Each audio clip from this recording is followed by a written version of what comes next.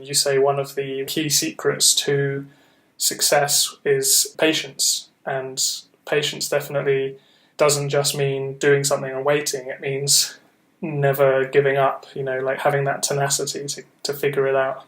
Yeah, it can look like stubbornness from the outside sometimes, but... Hey, what's going on? This is the Doug Show, and welcome to part 2 of the Keyword Golden Ratio.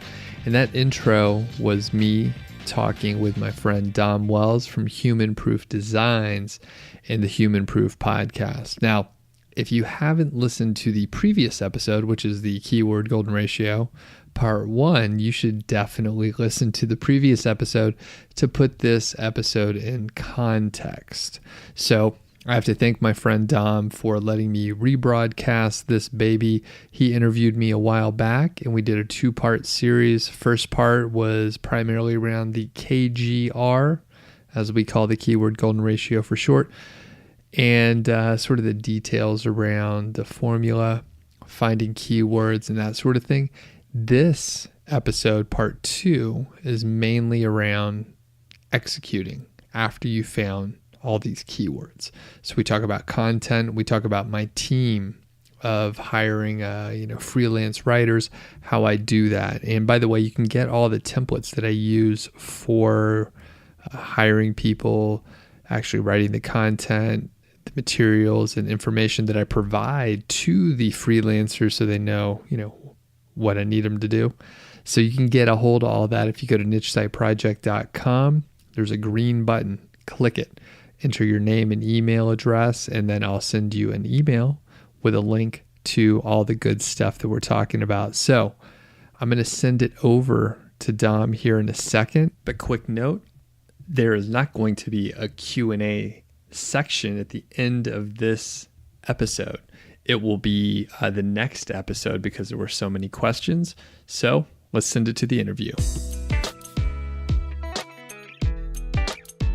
Yeah, Doug, what's like the first thing you do when you've got this data, or what are you considering as you're researching the actual keywords in terms of turning them into content?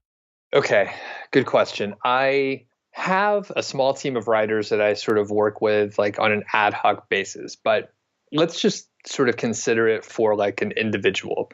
And then maybe we could talk about the team like later, since it does add a little more complexity. So on the most basic level, what we have at this point is a list of keywords, and they're usually, not just words, but they're actually phrases. Like the example we've been working with, through the last episode was best water bottles for yoga.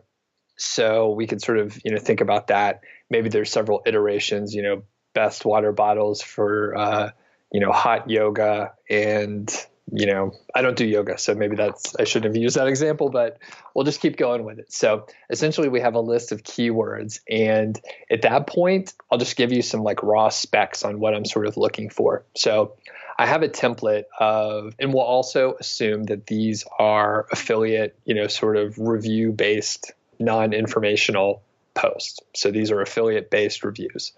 So essentially I have like a template, I call it the perfect Amazon review format. And, we can share that in the show notes and you could get that for free, and sort of, a short guide that I use to help write that. And it's really sort of modular. It's pretty easy to write these types of reviews. And I will write a 600 to 1,000 word post for each of the keywords. So let's say we found 10 keywords. That output will be 10 articles. So any questions so far, Doc? Yeah, I guess, it all makes sense. But if you found keywords which were particularly similar, like let's go with your yoga example. I'm just as ignorant as you are about yoga, but if you found like best water bottle for yoga, or best yoga pants for men, best yoga pants for women, for example, sure, would you group the kind of for men and the for women keywords together, or would that still be 2 separate articles? Okay, awesome question.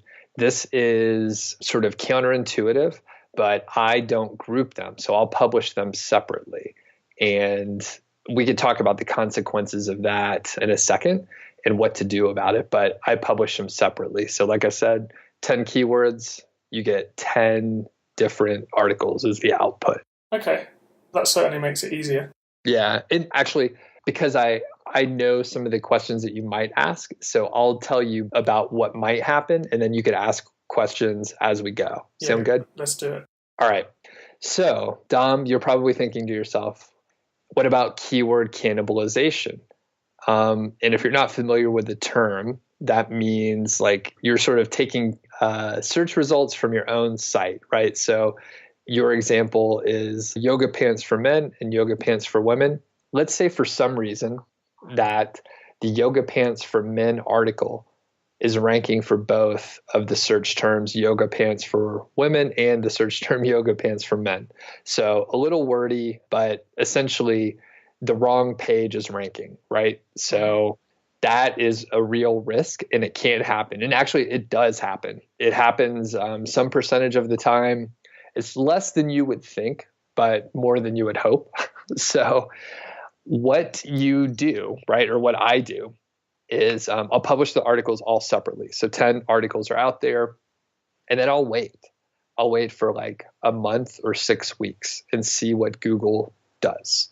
And if, for example, my men's article is ranking for terms that I don't want it to rank for, maybe I'll go and adjust some of the headings, the subheadings, so the H2 and H3 content on the article that is not ranking to maybe make it a little bit stronger as far as the keyword that I'm trying to rank it for.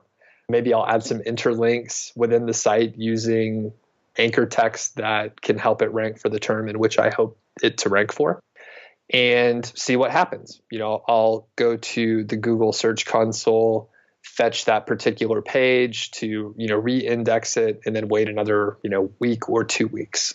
I'm not in a rush in any case here, and see what Google does.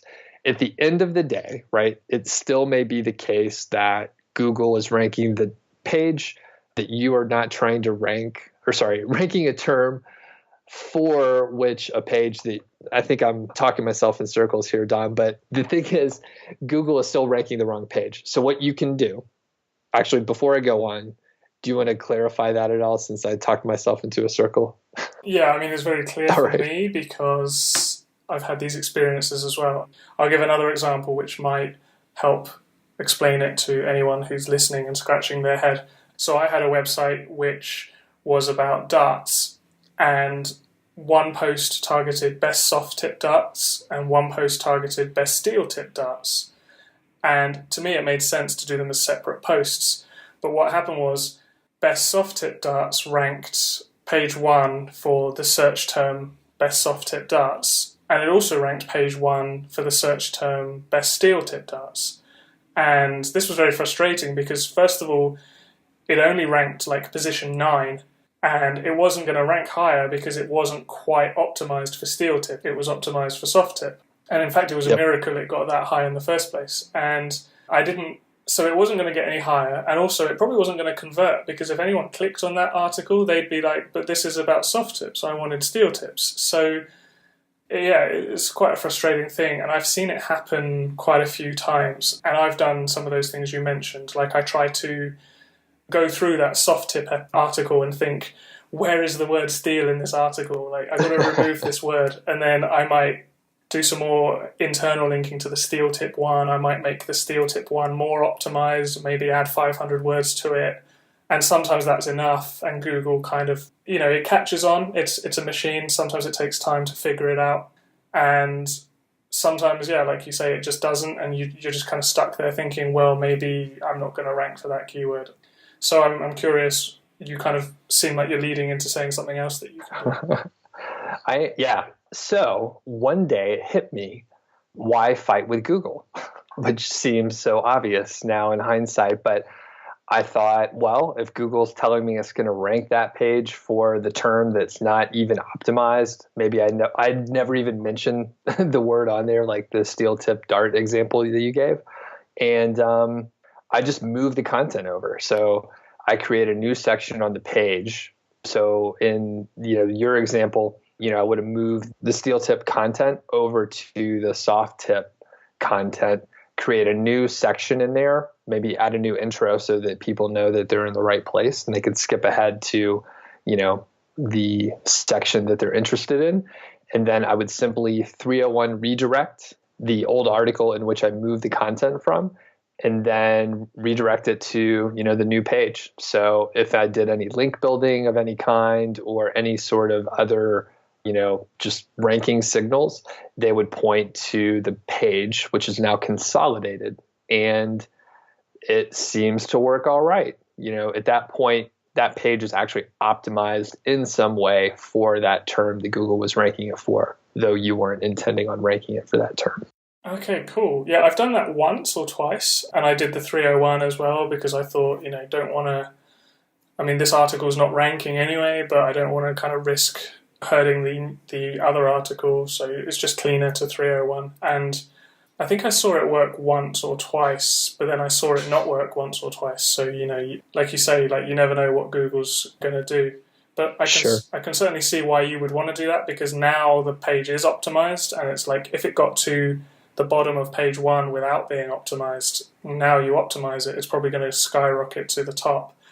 Plus, your visitors are actually going to find the information they want, which at the end of the day is, the whole point of the site. Yep. So why then, I can probably tell what the answer is going to be, but for the benefit of the audience, why would you then not just put those two articles as one article from the very beginning? So my thought is, well, you know what, that approach would be valid too. However, if you publish the content with keywords combined into one post and it's stuck at, say, position 6 or something, in my opinion, it's more work to have to move it out, and then you're not really, you have no proof that that was the reason holding it back. So as I say it out loud, I realize that one, you could say that in the other direction as well. And I could argue that same point in opposition of me. But, for this exercise of, KGR content, it worked pretty well. And then once I moved the content over, after I tried to re-optimize, the post that wasn't ranking as well as it should have, I move it over and then 301 redirect it, and then I don't worry about it anymore. Okay, yeah. I guess you never know when Google's going to do this. So if you start out with all your content, all your keywords on separate articles, you're kind of diversifying a bit more and increasing your chances as well. Like if you have all 10 keywords on one article and for whatever reason Google doesn't like that article, then that's 10 keywords you might not rank for. But if you spread it out, then you only need to be successful with 50%, and that's 5 keywords that you're ranking for. So yes, there's that element as well. Yes. And to be fair, I have not actually tried it the other way where you sort of group the content together. And I'm involved in some other sites as well, and they have that sort of content model where it's super long content. And typically for me, those are going to be the keywords that have those larger search volumes. So, I definitely have a spread of content in these particular, KGR content. These are the shorter versions, and, I'm splitting them up. It's very granular overall.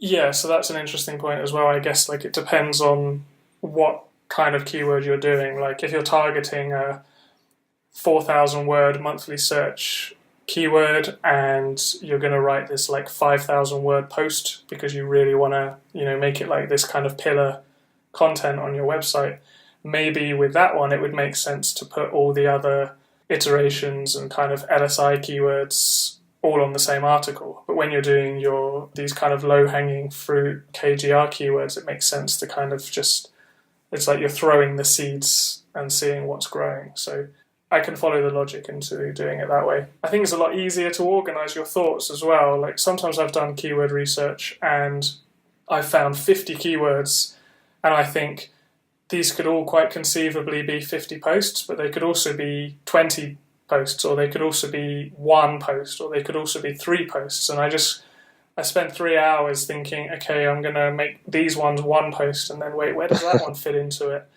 And right. I think, you kind of get this paralysis by analysis thing, where you're just so uncertain about the best way to organize it. And you never know until you actually publish the content anyway. So I like the idea of just get the keywords and turn them all into posts. Yep.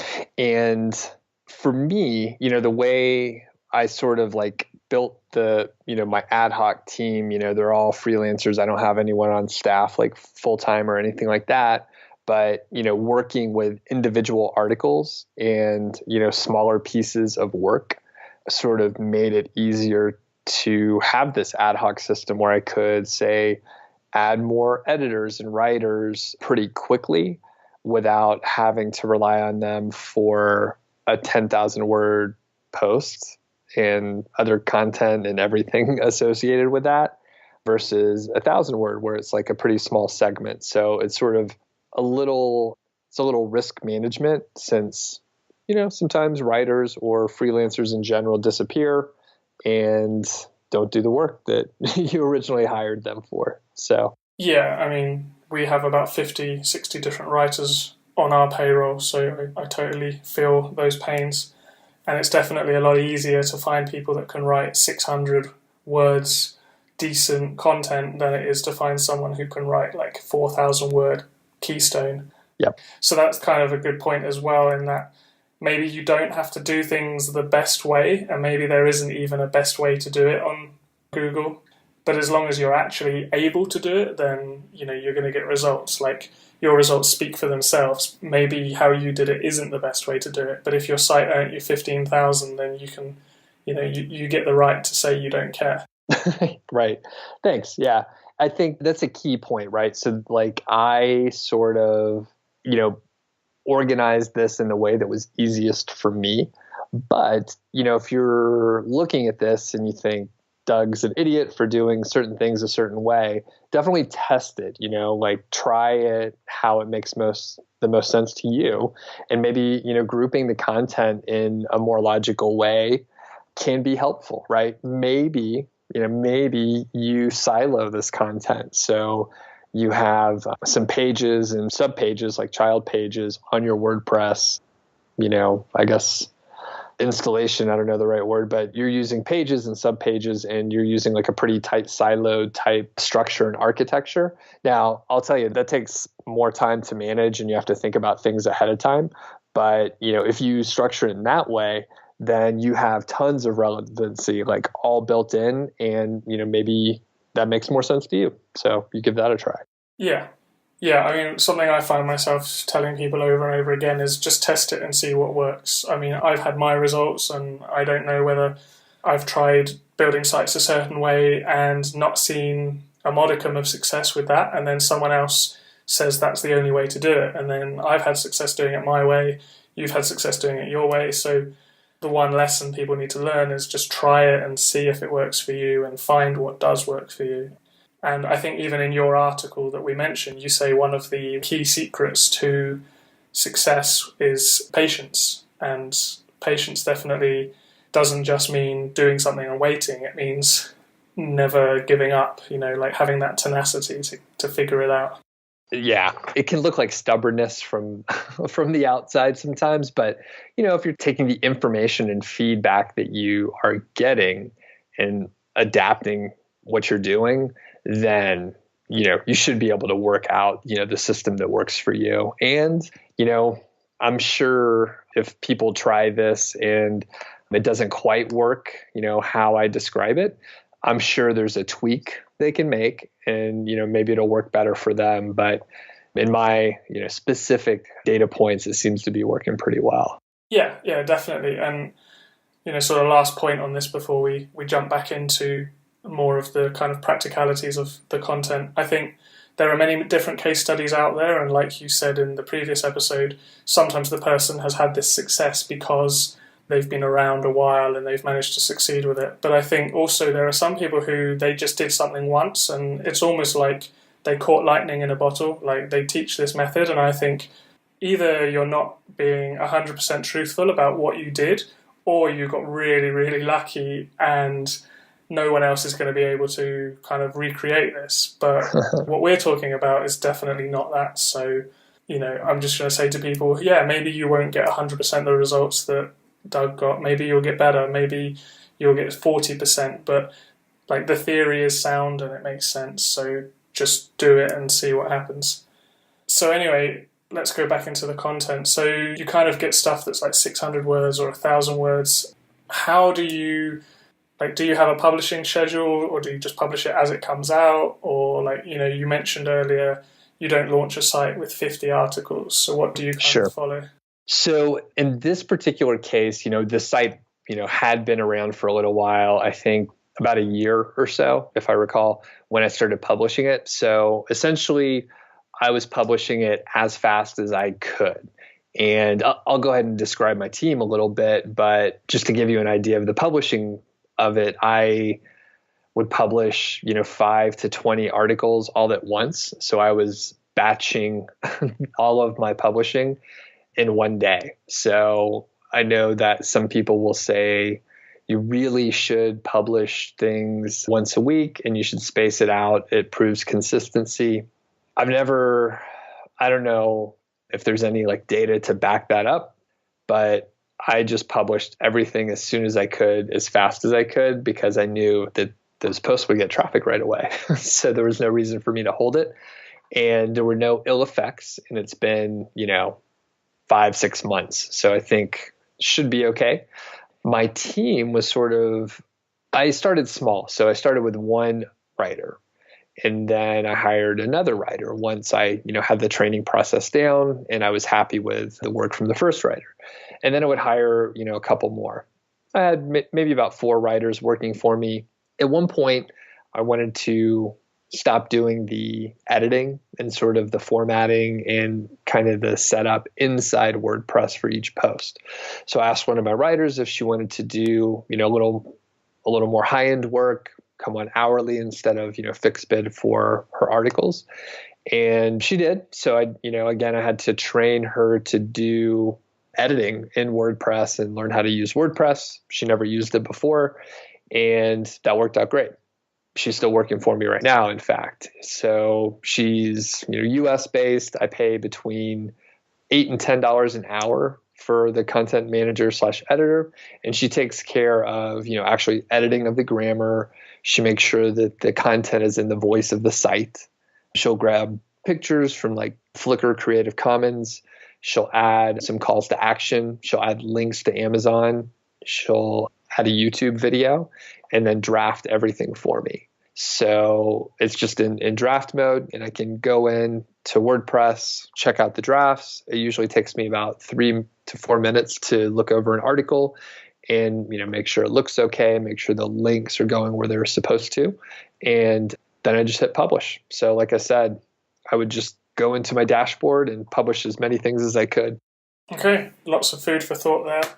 Yeah, I've heard that too, about it's better to be consistent and, it's better to publish 3 posts a week for 6 weeks than it is to publish everything all at once and then do nothing for 5 weeks. And it makes sense, but I've never seen any evidence of that. Maybe it used to be the case, or maybe it only works better with a new site or with an established site. I don't know, but I'm the same as you. I'll just publish them as soon as they're ready because I hate logging into WordPress and publishing them. So I'll be like, okay, let's just get this over with.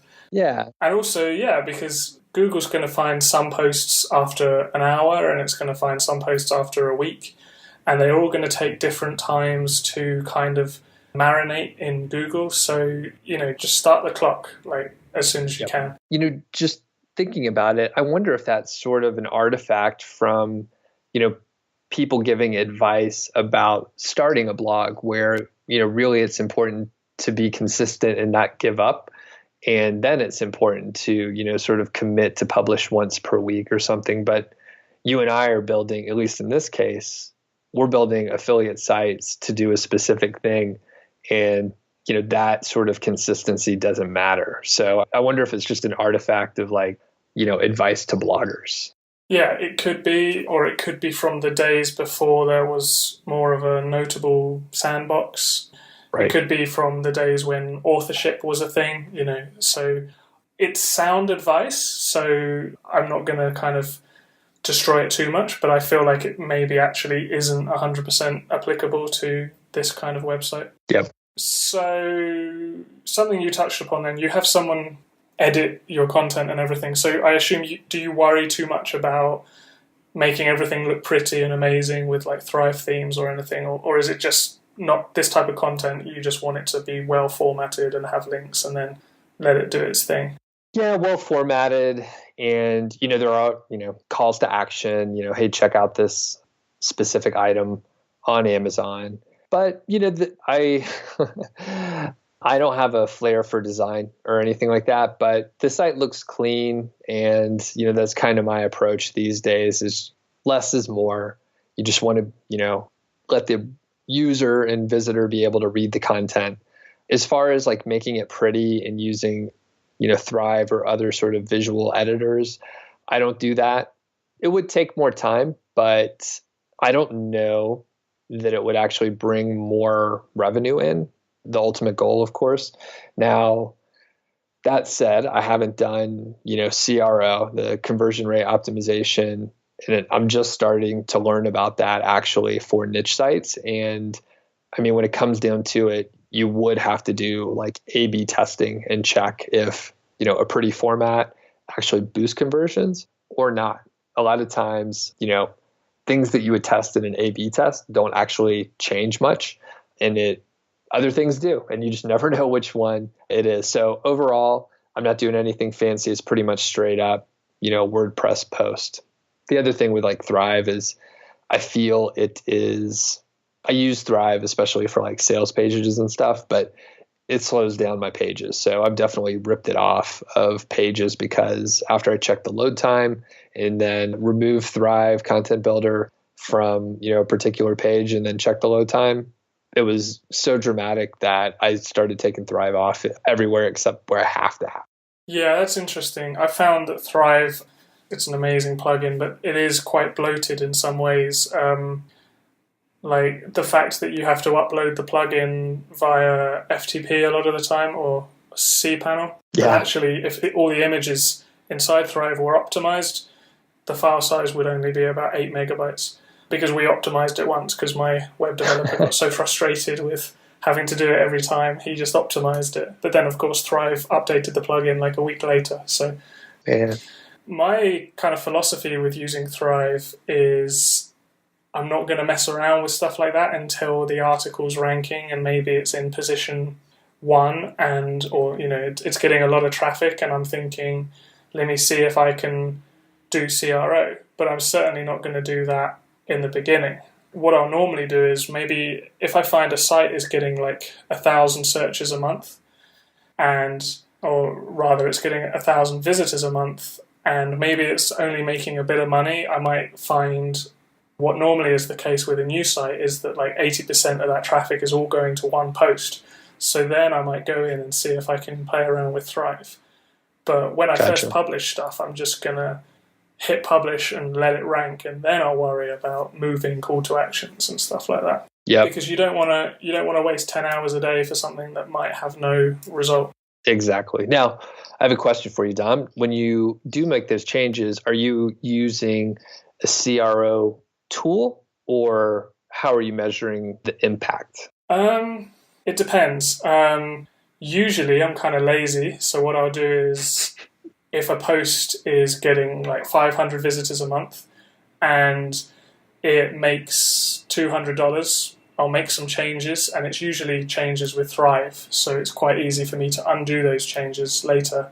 And if the next month it makes more money, then I'll consider it success. But if it only makes $10 more, who knows? Or if it only makes $10 less, who knows? Because, stuff fluctuates. Yep. Usually if I'm testing a specific post, then I will give that post its own tracking ID in Amazon so that I can see, like, I know exactly which page made which sales. Right. But I found with my shaving site, by just changing 3 pages, I went from $50 a month to $500 a month almost overnight, and it only took me about 2 hours. Really? Yeah, because I basically made some boxes, like some fancy call to action boxes, and then I just copied those boxes to other pages, because you can save templates in Thrive. Gotcha. But I've done the same thing with another site and not seen any improvement. So that's why I think, all right, well, I'm going to wait. And once I get to a point where I think this site is in a position where I want to try and do CRO, then I'll do it, because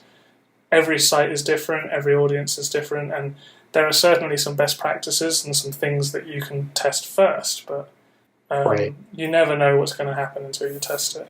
Exactly.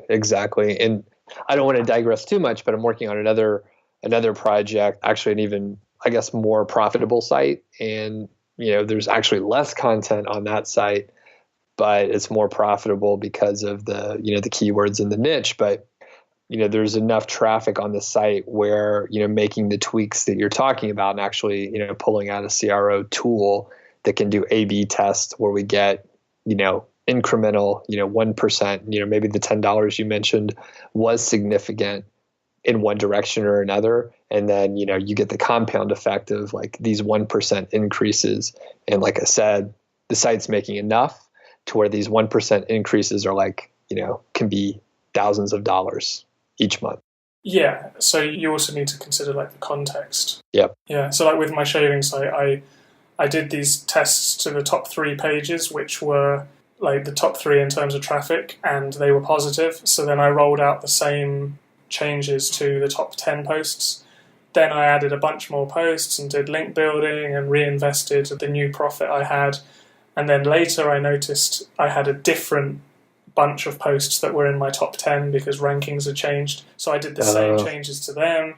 Then I started rolling it out to any post that got more than 200 visits a month. And then over the course of about 8 months, the site went from, like $500 a month, $2,000 in December. So wow. That was just a case of, and I think I only added about 5 extra posts. So it was just a case of saying, okay, this works. Now I'm going to scale it with the rest. Cool. And you knew because it's the same niche that it should hold up for your site. Yeah, but I see a lot of people that they say, oh, I just like changed all 100 posts on my site and I'm hoping I'll see some results. And I just think, just change the top sort of 70% of traffic and then worry about the other 90 posts. So that's my advice for that. Exactly. And I mean, thinking of 80-20 rule, Pareto's ratio, just work on the top few posts. I mean, maybe you just have to do 5 of them and you get 80% of the results and save yourself, many hours of headache going through making those changes. Yeah, exactly. And then if you're only testing 2 posts, you get to run a lot more tests as well, because if something doesn't work, you can just try something else and then you're going to find what does work. Okay, so where are we at? We know how you use keywords in your content. We know what kind of publishing schedule you do and kind of how you approach CRO and formatting and stuff. You mentioned your editor puts a YouTube video in. Is that every post, or do you just kind of throw it in sometimes? Pretty much every post. If for some reason there's not anything related, we'll skip it. But usually a few images and a YouTube video related to the topic. So that's just for like making your content have more rich media and stuff like that? Yep, exactly. Okay. So how do you track what's working? Do you track every single keyword in a keyword tracking tool, or? Right. Yeah. Fairly sloppy. I'm a little lazy as well. And when you start talking about like the sheer number of, the posts that I was doing, yeah, the tracking is sloppy. So I track all of the keywords in, I guess it's like serplab.co.uk. Is that the tool? So that is one, yeah. Okay. So that, I feel like it's one of the more economical tools. It does the job that I need it to do. I pay for a couple extra bots and it's only, $10 a month or something. So I can track hundreds of keywords and it's no problem. So I'll, take a look and, at this point I can just see like little fluctuations, sometimes a particular page or term will go up or down just a bit. But at this point, most all of these are like ranking in the top 10 somewhere, and I could track it that way. Additionally, at the end of the day, right, the rankings are important, but even more important is the revenue. So what I did at the very beginning, this whole project was created a tracking ID just for these KGR terms, right? So I have a tracking ID that is used only in KGR compliant posts. That way, I could easily see that I'd have to do some math, but it's roughly like 40% of the revenue is from KGR posts with no backlinks to them. And then about 60% is, sort of like the bigger, more competitive keywords. So in short, like the tracking I do is SERP Lab just to, make sure these particular pages debut. I could do a little bit of analysis to make sure the pages are ranking for the terms in which I want them to rank. And then the real important thing is to use a tracking ID. For my method is to use a tracking ID to make sure that these KGR compliant posts are actually making money, which they are. Right, yeah, because obviously 200 posts is going to cost you a few $1,000s, so you want to make sure it's worth it. Exactly. So I expect if somebody did this with a brand new site, it would probably be even higher than 40% for the first maybe 6 to 10 months. Maybe something like 80% of their income would come from the KGR posts. Yeah, actually, I never even thought of, that shift, but you're exactly right. I mean, that's like the huge benefit of the KGR is like, you don't need the links. Your site doesn't need as much authority. The sandbox is, shorter or non-existent for these type terms because it's just not as competitive.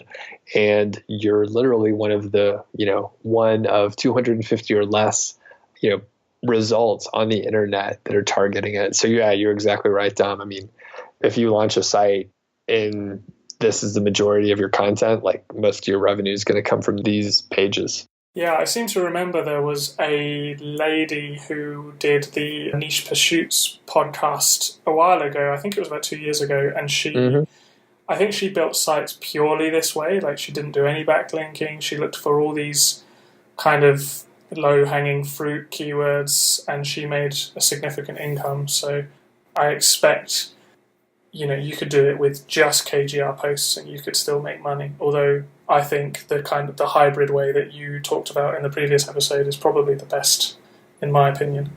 It does. Well, thanks. I think it's the best too, but I guess it gives you the most flexibility, right? So you have room to grow over time if you want to. Some people are going to be happy with a site that makes $500 a month, and they can do it with no link building essentially. And then, they don't have to do much. If it's not a competitive set of keywords, then, that should hold true moving into the future and it should remain non-competitive or it'll be very gradual.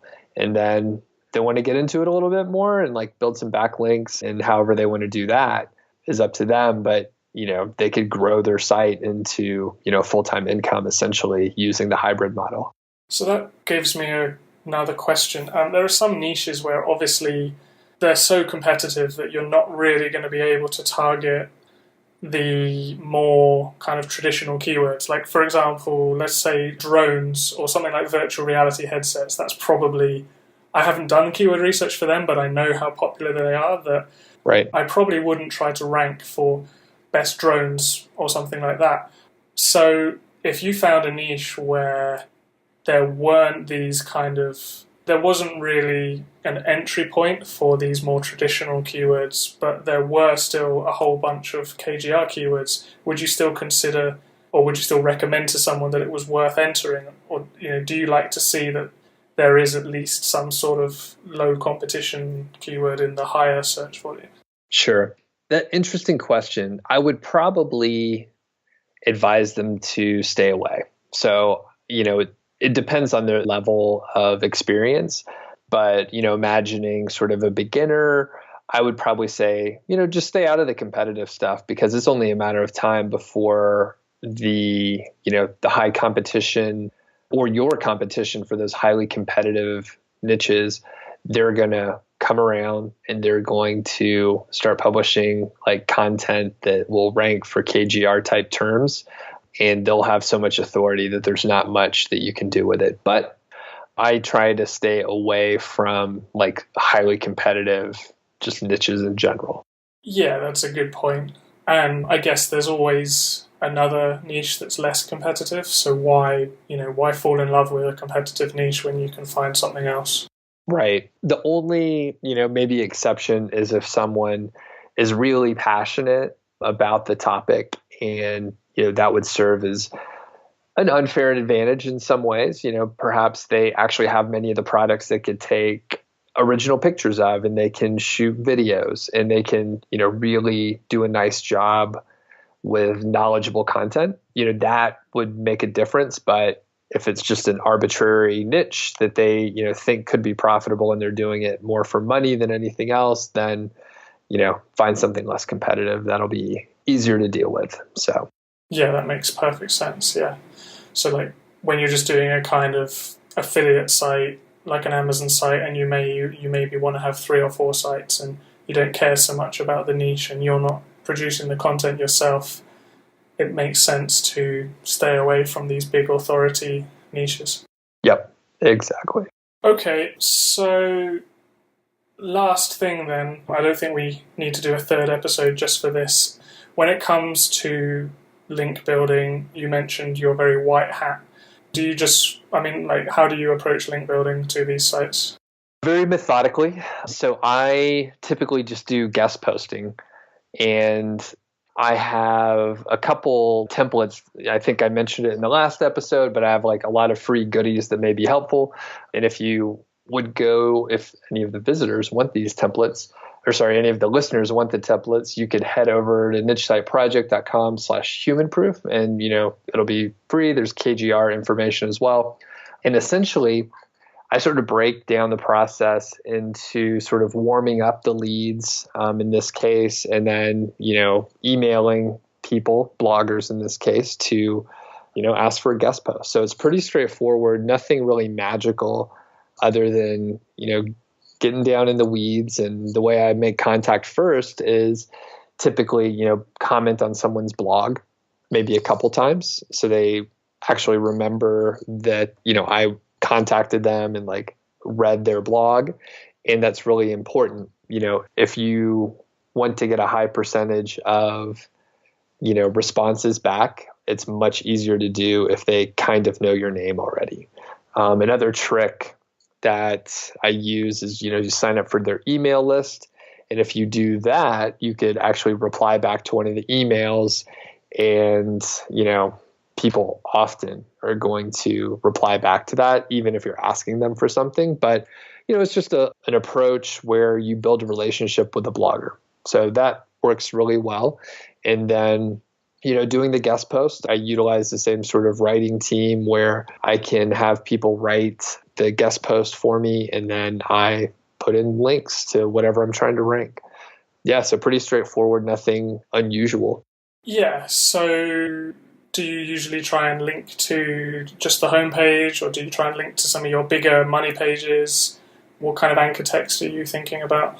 Sure. I almost never link to the homepage. I link to the specific articles that I'm trying to rank. And typically I'll use like partial match and sort of long phrase anchor text in general. And, more or less, if it's a really good site, I may use exact match anchor text and, see how it plays out. But I'm fairly conservative on the anchor text, and it'll be keyword rich, but, usually a long phrase. Yeah, I was just interested to get your opinion, but that's pretty much exactly how I approach guest posting. And when I teach my customers how to do guest posting, I teach them like those same 2 techniques. Like I'll say, comment on their blogs. You can even use a spreadsheet to track who you've commented on and whether they replied to your comment, and then reach out for a guest post. And I even said, you can sign up and reply to their email. That's exactly how I kind of did outreach with Human Proof Designs, actually. All of us internet marketers, most of us have this Ask Me Anything email that we send out as an autoresponder. And so I just replied to that on various different ones. I probably replied to yours. And some people didn't reply. Some people replied and it never went anywhere. And some people, I became really good friends with them. Stuart Walker from Niche Hacks, for example, we exchanged a lot of emails, and he sent me a ton of traffic over the years, and it was all because I replied to his Ask Me Anything email. So that is definitely something that I teach too. So that's really cool. And yeah, when it comes to anchor text, I usually try and squeeze a link to the homepage and a link to an inner page in a guest post. Some people might say you can only link to your homepage, but yeah, when it comes to anchor text, I try and avoid exact match for guest posts, because if I'm guest posting, I want to keep it as white hat as possible, and I think using an exact match in a guest post is bordering on grey hat anyway. So yeah, but basically what you described is exactly what I do as well. Yep. And, sometimes generic anchor text is appropriate too, where, check out this post, that sort of thing. Yeah. It just, that's what real bloggers do. So sometimes, you vary it up depending on how big the campaign is and that sort of thing.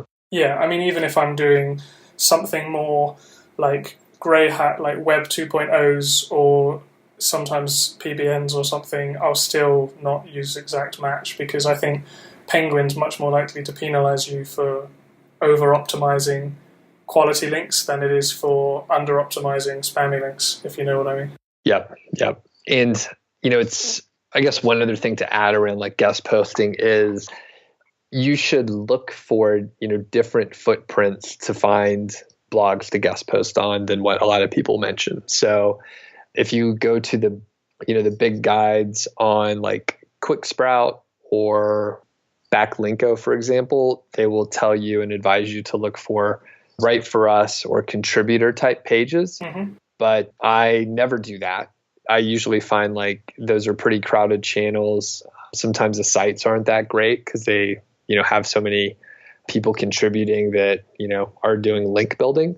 So I usually go to, a less crowded channel. So I'll literally just try and find blogs that are, in the niche in general or sort of like a related niche and go from there. So, if you're looking at the yoga example, maybe you go to fitness blogs to build relationships there versus trying to find something where there's tons of people trying to guest post, lots of, internet marketers trying to get backlinks and searching for Write for Us pages. Those are just so crowded. And, those most of the time I find those are not as high quality as, a blogger that maybe they never allow guest post on their site, but, you can be the person, after building a relationship and proving that you're a good writer, that, you'll be able to guest post on their site. And I've literally had that happen before.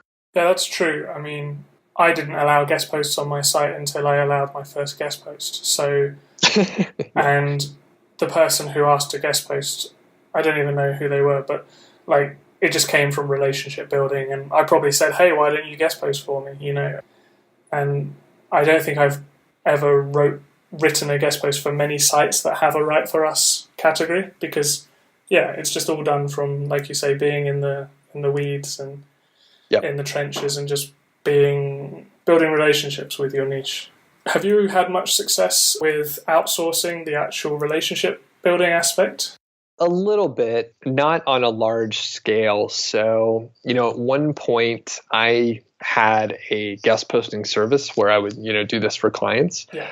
And what happened, this is a little, inside baseball, like what happened essentially is working on multiple campaigns becomes pretty complicated. So I wore out my team just to be, transparent, but essentially, it was too much and it was a little hard. Once they start trying to work on 3 or 4 campaigns, it's a lot of emails going out and it's something that I haven't quite mastered yet.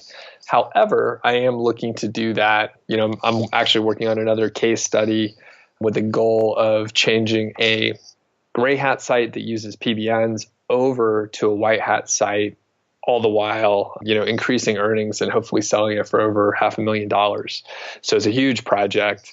And for that, I am trying to develop, a system that is more scalable, because, it's tough to actually get good guest posts. And to be honest with you, while there are services out there, a lot of times it's hard to know what they're really doing on the other side. I've definitely seen people say that they're offering services, in reality, they just have a PBN that looks kind of nice, and they have a network of sites that they're working with. So, that's always the big risk with outsourcing your SEO is like trust. Yeah, I remember there are, not naming any names, but there are at least 2 services I can think of that offer white hat link building, and I'm wondering if they are just putting guest posts on premium PBNs. And I remember, certainly for the prices they charge as well, like I remember when I saw the prices of your service, it wasn't cheap, and I remember thinking, well, okay, that makes sense, because I wouldn't do this work for less than that. So often you can see someone charging $5 for white hat outreach, and you just think, okay, if you want to spend $5 to get your site penalized, go ahead. Yeah, that's true. Well, and I mean, it's a lot of work and it takes some time, but in a lot of ways, looking at building out a niche site, it's more about the patience, like we mentioned before, and the stamina. So, I mean, even if you only get 1 guest post per week, if you do that for a few months, that is way more links than your competition has. And, it'll actually scare off new competitors if they take a look at your backlinks and they see they're all guest posts. That's kind of a sign that you've put in time and you're probably not going anywhere in the short term. So, it's a compound effect. That's a very good point.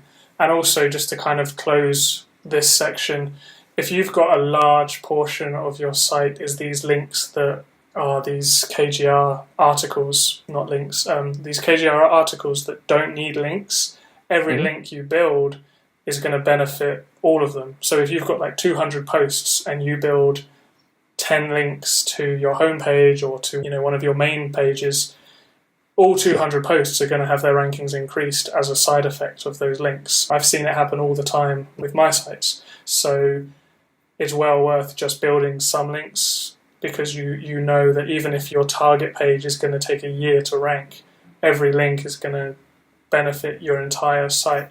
So it's like a really good overall strategy, and I'm actually quite excited to start a few sites this way after talking to you. Cool. Yeah, let me know how it goes. Yeah, I definitely will. Okay, so closing thoughts. Is there anything you think that you should mention about this kind of KGR strategy that we haven't covered yet? Basically, give it a try, right? So most people that hear me talk about it tell me that it won't work. And that's cool. I'm glad they're not even going to be a competition for me, but, give it a try. I haven't heard anyone say that they've gone through the process and that it didn't work. So I can, the more data points we have, the better, just something you have to give it a shot and see how it goes. I'll also mention that it is a little confusing to get your head around. So if you do head over to nichesiteproject.com/humanproof, there'll be a link for the video and, associated templates that can be helpful as you're getting started with the KGR and or guest posting and that sort of thing. All right, awesome. It's interesting that some people said it wouldn't work, because my experience, I agree, you're not going to know it works until you try it, but my own experience was like, oh yeah, I can see that working. So I guess there are some people that just like to, criticize everything that they didn't think of themselves. Yeah, I think it's more that where, it's easy to, criticize something and be critical. But, I just say try it. Give it a shot. You'll be surprised. All right, brilliant. Last question then. Do you think there is any potential for a tool to exist or be created that can do this kind of research? Yes. So actually, a few of my readers have developed some tools. So some people just put it into a spreadsheet. I've seen it in a Google sheet where it sort of partially automates it. Unfortunately, you're still going to have a CAPTCHA that comes up because of this search. Yeah, of course. So, it's an advanced search term. So Google does sort of like keep an eye on that. They don't want bots, doing it. So that's one aspect that it was pretty easy for the person to develop. The other, I use a Mac actually, but one of my other readers developed like a Windows app that did a lot more of it. And I'm not sure how much they automated for the CAPTCHA, but it was a pretty robust tool in that they could, load in a whole bunch of keywords and then, get data, the KGR stat on it, as well as other information. I think they may have even linked it to like the export of Longtail Pro data. So they had like KC numbers and other information, and it was really a nice format. But like I said, I use a Mac and I wasn't going to, mess with trying to, get that tool to work on my machine. But I think that there is, there's something to it. I think if there was a tool, it would probably become a little less effective in that, there'll be more competition for those types of keywords. But as long as the CAPTCHA is in there, it really makes everything go slower, which is a benefit in this case because it reduces competition, because it's more work.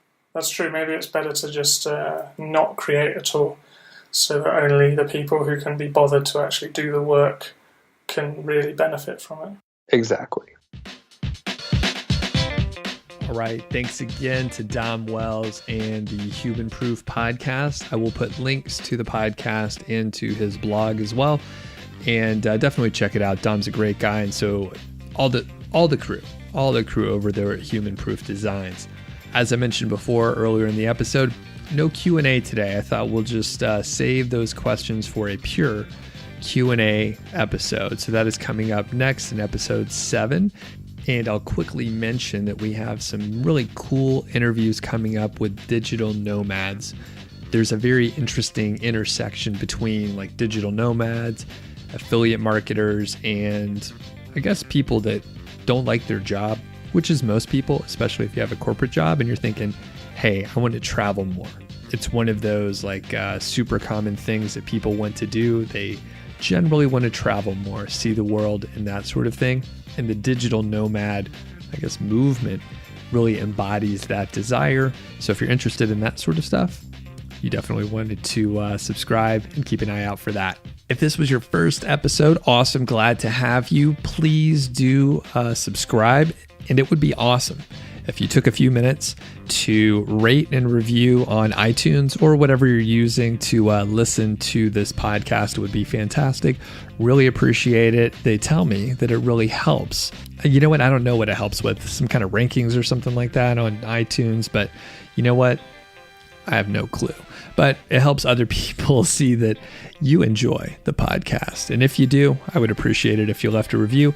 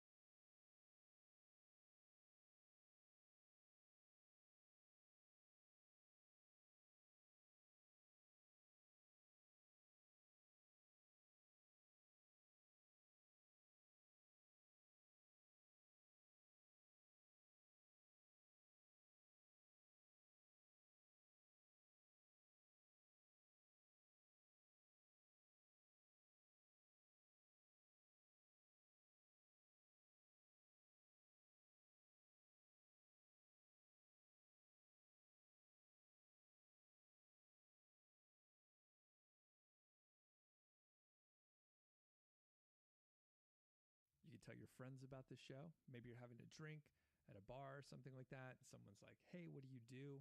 And then you try to explain it and they don't know what you're talking about. You can send them to my podcast. That would be fantastic. Or maybe you have some childhood friends you haven't talked to in a while. You're stalking maybe an ex on Facebook or something like that. Let her know. Let him know about this Doug show. Really appreciate it, and we'll catch you next time.